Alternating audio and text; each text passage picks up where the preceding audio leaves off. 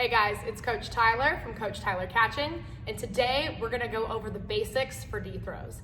For those of you who don't know me, I'm an overseas professional softball player. I'm an Easton fast pitch athlete, and I'm also the lead catching coach at Jen Schroeder's facility in Southern California. I'm super excited to be a part of this channel. Please reach out to me directly if you have any questions. We are gonna break down our knee throw into 3 different positions. The very first position is called our 1.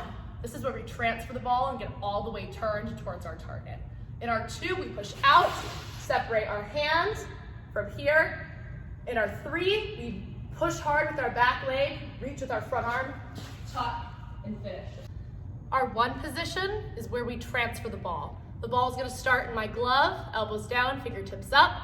I'm gonna quickly turn and toss that ball into my throwing hand.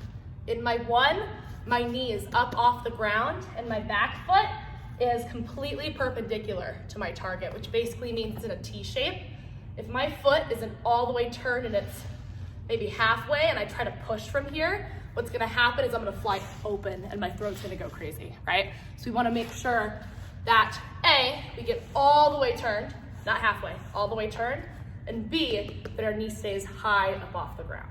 From my 1 position, I'm going to push out into my 2.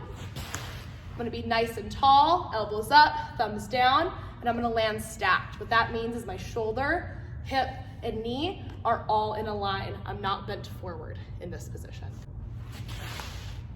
Nice and tall, elbows up, thumbs down. When I'm pushing out into my 2, I make sure my hands split at midline, right? I never want my glove to come past midline to my ear. My shoulders are now offline and I'm over rotated. When I push out, now I'm gonna have to tuck around and kind of fly out. From the front, what this looks like if my glove goes past my midline, see how my shoulders are now over rotated? I'm gonna have to almost fly open to throw the ball. We work tap-tap transfers so much because we wanna keep that right at midline and separate at midline. Now you can tell how lined up I am and set to go to my target. When doing the knee throw breakdown drill, when I have our catcher stop in this position, to get moving again, we reload into our back leg. When I push off, my front arm is going to reach, tuck, and turn as I follow through. From this angle, it should look like my glove goes towards my target, reaches, and I follow through. My hips are also gonna end on that line, so I'm gonna be facing the other direction.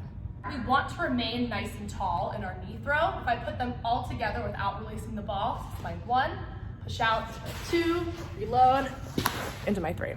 This is what the knee throw breakdown looks like from the side. I stay nice and tall. I push out on the line leading straight towards my target. Here's a slow-mo of the breakdown. I turn into my 1, transfer the ball into my throwing hand. I keep my knee up off the ground as long as I can. When it does hit the ground, I'm nice and stacked between my shoulder, hip, and knee. Then I'm gonna push off with my back leg, tuck at the same time, and throw over the top. You can see how tall I am throughout this movement.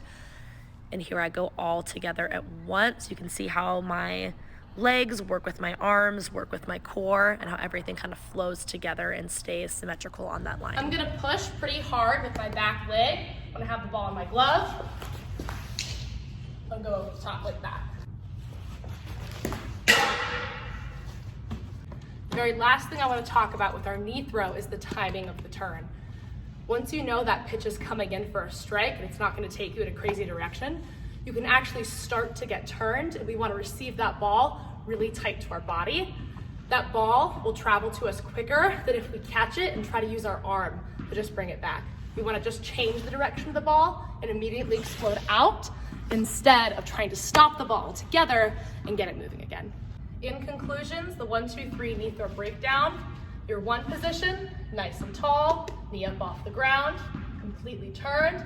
In our 2, I'm staying stacked with my shoulder, hip, and knee. And when I reload, I'm gonna put weight back into my back leg to drive myself forward. I'm gonna reach, tuck, and throw to follow through. Thank you guys so much for watching. Please reach out to me directly with any questions, and please go follow Coach Tyler Catching on Instagram or TikTok for more information.